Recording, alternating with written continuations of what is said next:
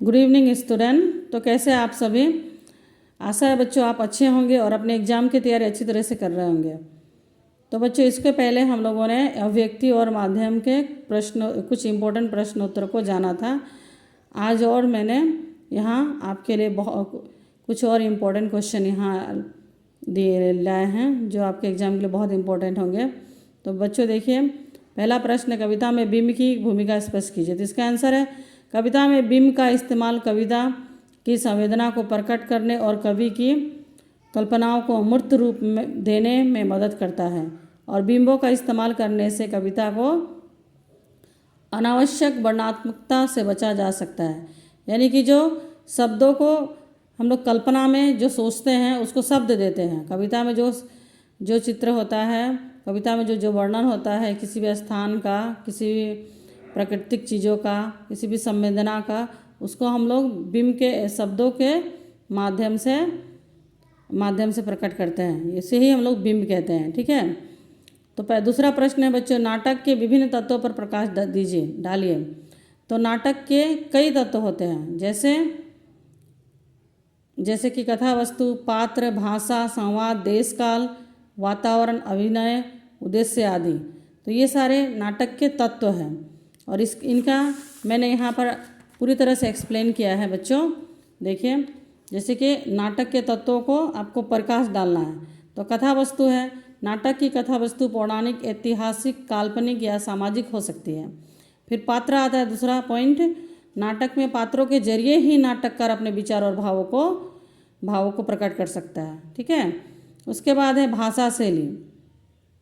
भाषा शैली में नाटक की भाषा सरल, स्पष्ट और सुबोध होनी चाहिए। किसी भी नाटक का भाषा को सरल बनाना चाहिए, जिससे कि उसको हम अगर एक्ट किया जाता है तो दर्शक जो अच्छी तरह से समझ सकें। और इसका संवाद यानी कि डायलॉग, नाटक में नाटककार संवादों के जरिए ही वस्तु का उद्घाटन करता है। यानी कि नाटक में नाटककार जो होता है वो डायलॉग के द्वारा ही वस्तु का उद्घाटन करते हैं। यानी कि कौन सा टॉपिक है उसको हमारे सामने में प्रस्तुत करता है और पात्रों के चरित्र का विकास करता है। उसके बाद आता है देश काल वातावरण। नाटककार को देश काल वातावरण के चित्रण में युगानुरूप रहना चाहिए। यानी कि नाटककार को देश काल यानी कि जो फिलहाल में चल रहा है, जो वातावरण है, उसको चित्रण को अच्छी तरह से हमारे सामने प्रस्तुत करने का क्षमता उसमें होना चाहिए। तो ये सारे बच्चों नाटक के तत्व हैं। और अंतिम और आता है आपका यहाँ पर तत्व है और भी है, अभिनय है। नाटक में आंगिक, वाचिक आदि अभिनय होता है। यानी कि अपने जो अंग के द्वारा और बोलकर, यानी कि शारीरिक और बोलकर उसका अभिनय अधिक होता है, एक्ट को प्रदर्शित किया जाता है। उद्देश्य क्या है इसका? नाटक का उद्देश्य समाज में रस का संचार करना होता है। यानी कि किसी भी टॉपिक को बहुत अच्छी तरह से नाटक के माध्यम से लोगों तक पहुंचाना होता है, इंटरेस्ट डालना होता है। तो ये सारे थे नाटक के तत्व थे। तो प्रश्न 3 है, क्वेश्चन नंबर 3 है यहाँ में, विशेषीकृत रिपोर्टिंग और बीट रिपोर्टिंग में क्या अंतर है? विशेषीकृत रिपोर्टिंग तो ये और बीट रिपोर्टिंग में क्या अंतर है बच्चों? तो यहाँ कर देखते हैं हम लोग आंसर इसका। बीट रिपोर्टिंग और विशेषकृत रिपोर्टिंग में अंतर यह है कि बीट रिपोर्टिंग में किसी विशेष क्षेत्र से जुड़ी सामान्य खबरें लिखी जाती है, जबकि विशेषकृत रिपोर्टिंग में उस क्षेत्र से जुड़ी घटनाओं, मुद्दों और समस्याओं का विश्लेषण किया जाता है। और बीट रिपोर्टिंग को विशेष रिपोर्टिंग भी कहते हैं। तो उसके बाद आता है हम लोग क्वेश्चन नंबर 4 आता है बच्चों, रंगमंच को प्रतिरोध का सशक्त माध्यम कहना कहाँ तक उचित है? 3 कारणों का उल्लेख कीजिए। रंगमंच यानी कि जो नाटक को मंच होता है, जो स्टेज होता है, जहाँ रंग यानी कला को लोगों तक प्रस्तुत करने का जो माध्यम है रंगमंच, उसको प्रतिरोध का सशक्त माध्यम कहना कहाँ तक उचित होगा? तो इसका आंसर होगा बच्चों, नाटक स्वयं में एक जीवंत माध्यम है। यानी कि एक जीता जागता माध्यम है जो हमारे सामने प्रस्तुत होता है। कोई भी 2 चरित्र जब भी आपस में मिलते हैं तो विचारों के आदान प्रदान में टकराहट पैदा होना स्वाभाविक है। यही कारण है कि रंगमंच प्रतिरोध का सबसे सशक्त माध्यम है।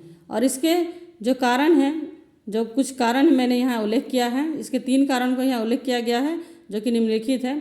पहला कारण है नायक, प्रतिनायक एवं सूत्रधार द्वारा तनाव, उत्सुकता, रहस्य, रोमांच की उपसंहार की सशक्त प्रस्तुति द्वारा।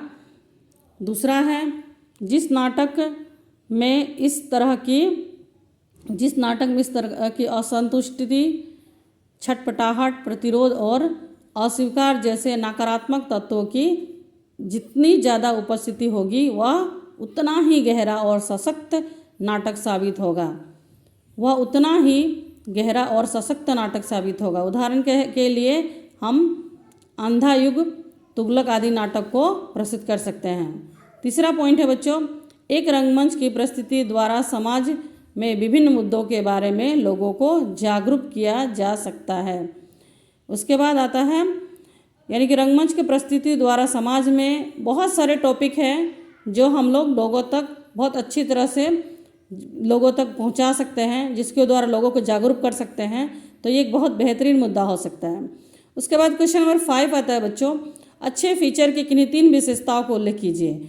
जैसे कि इसके पहले जो मैंने कोई इंपॉर्टेंट क्वेश्चन आपको दिए थे, इसमें फीचर किसे कहते हैं और इसके बारे में बताया था। तो अब मैंने यहाँ फीचर के किन्हीं 3 विशेषताओं को बारे में बताया है। तो फीचर, एक अच्छा फीचर का विशेषता क्या होता है। तो बच्चों यहाँ देखिए, अच्छा फीचर में मनोरंजन होता है, ज्ञानवर्धक होना चाहिए, सरल लेखन शैली होना चाहिए, विषय रोचक होना चाहिए और फीचर में चित्रात्मक भाषा शैली होना चाहिए। तो इस प्रकार से एक जो अच्छा फीचर जो है बहुत ही लोगों तक परफेक्ट फीचर बन सकता है। जब उसमें अगर एक फीचर होगा सृजनात्मक लेख है फीचर बच्चों, तो इसमें अगर वो अच्छा बनेगा तो उसमें ये सब जब गुण रहेंगे तो वो एक अच्छा फीचर शैली कहलाएगा। तो क्वेश्चन नंबर 6 है बच्चों, अधिकांश समाचार एक विशेष शैली में लिखे जाते हैं, इसका कारण बताते हुए शैली का विस्तृत परिचय दीजिए। और अधिकांश जो समाचार है एक विशेष शैली में लिखा जाता है। जैसे कि बच्चों आप जानते हैं उल्टा पिरामिड शैली, ये एक समाचार लेखन की सबसे महत्वपूर्ण शैली है जिसको बहुत इम्पोर्टेंट माना गया है समाचार लेखन में। तो वहाँ इसी के अंतर्गत यहाँ क्वेश्चन दिया गया है कि अधिकांश समाचार एक विशेष शैली में लिखे जाते हैं और इसका कारण बताते हुए शैली का विस्तृत परिचय दीजिए, यानी कि इसका जो है अच्छी तरह से आपको विस्तार पूर्वक जानकारी देना है। तो आंसर यहाँ पर बच्चों, समाचार लेखन की विशेष शैली, अखबारों में प्रकाशित अधिकांश समाचार एक खास शैली में लिखे जाते हैं।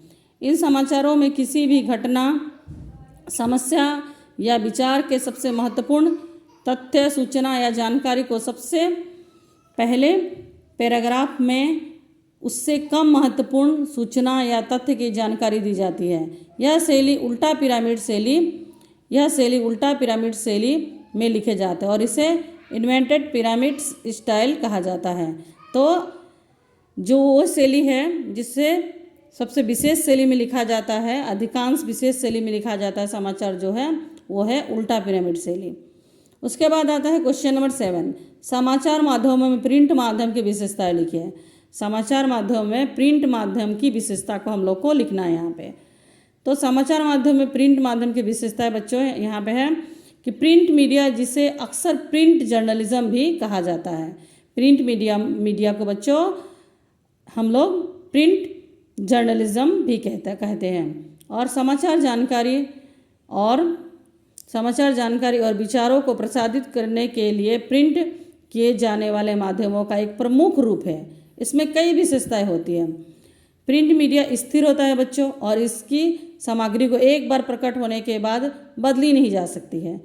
यह उपयोगकर्ताओं को विश्वसनीयता और स्थिरता की भावना देता है, यानी कि इसमें कोई भी धोखाधड़ी या मिस्टेक होने की कोई संभावना नहीं होती है, स्थिर होता है। और यह हम लोगों को ये विश्वास हमें होता है कि प्रिंट माध्यम में कोई भी गड़बड़ी नहीं हो सकती है।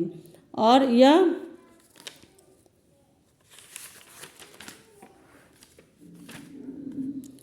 यह उपयोगकर्ताओं को विश्वसनीय और गहरा समाचार प्रदान कर सकता है, क्योंकि इसमें जानकारी को विस्तार से व्यक्त किया जा सकता है। और यह जो उपयोगकर्ता, जो प्रिंट माध्यम का हम लोग उपयोग करते हैं, तो विश्वास तो हमें देता ही है, साथ ही गहरा समाचार प्रदान करता है, क्योंकि इसमें जो जानकारी को हम लोग विस्तार से व्यक्त किया जाता है, जो कि मतलब पूरा डिटेल्स इसमें जानकारी प्राप्त होता है प्रिंट माध्यम में, जिसे जो दर्शकों को आकर्षित करता है। तो यहाँ बच्चों है क्वेश्चन नंबर 8 है, कहानी का हमारे जीवन से क्या संबंध है, परिभाषित कीजिए। क्वेश्चन नंबर 8 है, कहानी का हमारे जीवन में क्या संबंध है। कहानी हमारे जीवन में कई तरह से महत्वपूर्ण है। कहानियाँ हमें जीवन का अर्थ समझने में मदद करती है, यह हमें दूसरों से जुड़ने में मदद करती है और रिश्ते बनाने में सहायक होती है। साथ ही साथ कहानियाँ हमें दुनिया को समझने और हमारे अनुभवों को अर्थ देने में भी मदद करती है।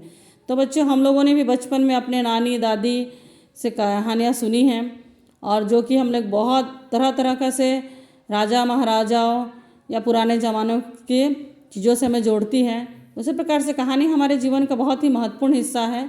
ये हमारे बहुत सारी यादों को ताज़ा करती है और हमें कुछ नए चीज़ों से जोड़ती है। तो क्वेश्चन नंबर 9 है बच्चों, रेडियो समाचार लेखन की भाषा पर प्रकाश डालिए। रेडियो जो समाचार लेखन है उसकी भाषा पर हमें प्रकाश डालना है बच्चों। तो रेडियो क्या है, समाचार लेखन की भाषा। रेडियो, जैसे कि बच्चों आप लोग जानते हैं, रेडियो समाचार की जो लेखन की जो भाषा एकदम सरल होनी चाहिए, यानी कि ईजी होना चाहिए और स्पष्ट और आम बोलचाल की होनी चाहिए, आम बोलचाल वाली होनी चाहिए, जिससे कि जो सुनने वाले श्रोता हैं उन्हें बहुत अधिक अट्रैक्ट करेगा। रेडियो समाचार लेखन में भाषा के साथ साथ शैली और पत्रकारिता से जुड़े नियमों का भी ध्यान रखना चाहिए। रेडियो समाचार लेखन में भाषा के साथ साथ यानी कि लैंग्वेज के साथ साथ जो शैली है और पत्रकारिता से जुड़े नियमों का भी हमें ध्यान रखना चाहिए। रेडियो समाचार में अपरिचित शब्दावली का इस्तेमाल ना करें, यानी कि जो शब्द है श्रोतागण जो सुनते हैं उनके समझ से परे हो, ऐसा शब्दों का प्रयोग हमें कभी भी रेडियो समाचार में नहीं करना चाहिए। समाचार में समय और स्थान का उल्लेख करें, और रेडियो समाचार में हम लोगों को समय और स्थान का उल्लेख करना बहुत ही आवश्यक होता है, जिससे जो दर्शकों को अच्छी तरह से खबरों से रूबरू करा सकता है। अब क्वेश्चन नंबर 10 है बच्चों, कविता के कोने में घात लगाए बैठी है। कविता कोने में घात लगाए बैठी है, यह हमारे जीवन में किसी भी क्षण बसंत की तरह आ सकती है। इस कथन की सार्थकता सिद्ध कीजिए। जैसे कि बच्चों, कविता हमें बहुत ही भाता है, हमारे मन को गुदगुदाती है, अच्छा लगता है हमें, और हमें प्राकृतिक चीज़ों से जोड़े रहती है। तो उसी के तहत यहाँ क्वेश्चन है कि कविता कोने में घात लगाए बैठी है और ये हमारे जीवन में किसी भी क्षण बसंत ला सकती है, यानी कि स्प्रिंग का यानी कि अनुभव करा सकती है। कैसे करा सकती है, ये बात कहाँ तक सिद्ध है, सार्थक है, इसे हमें लिखना है। कविता कोने में घात लगाए बैठी है, यह हमारे जीवन में किसी भी क्षण बसंत की तरह आ सकती है। और यह कथन इस अर्थ में सार्थक है कि कविता हमारे जीवन में किसी भी समय आ सकती है और हमें आश्चर्यचकित कर सकती है, यानी कि हमें चौंका सकती है। इस प्रकार के कविताएं हैं और इस कथन की सार्थकता सिद्ध करने के लिए ये तर्क दिए जा सकते हैं कि जो कि निम्नलिखित है। पहला है बच्चों, कविता हमारे जीवन में किसी भी समय आ सकती है और हमें आश्चर्यचकित कर सकती है। दूसरा है, कविता कोने में छिपी रहती है और किसी भी क्षण हमारे जीवन में आ सकती है, बसंत की तरह आ सकती है। ये जो पॉइंट है मतलब कविता की सार्थकता को सिद्ध करती है, जो कि हमें किसी भी क्षण बसंत का अनुभव करा सकती है। आशा है बच्चों आज मैंने जो भी सारे इंपॉर्टेंट क्वेश्चन आंसर आपको बताए हैं ये आपको समझ आई होगी और आप इसे अपने एग्ज़ाम में अप्लाई करें। ये सारे क्वेश्चन आंसर जो है आप इसे प्रैक्टिस करें। सभी क्वेश्चन महत्वपूर्ण हैं और आपके एग्ज़ाम में आने की संभावना है, और आप इसे पढ़ें, समझें और दूसरे बच्चों को शेयर करें ताकि वे बच्चे भी अच्छी तरह से पढ़ें और मेरे चैनल को लाइक, शेयर और सब्सक्राइब करें। Thank you.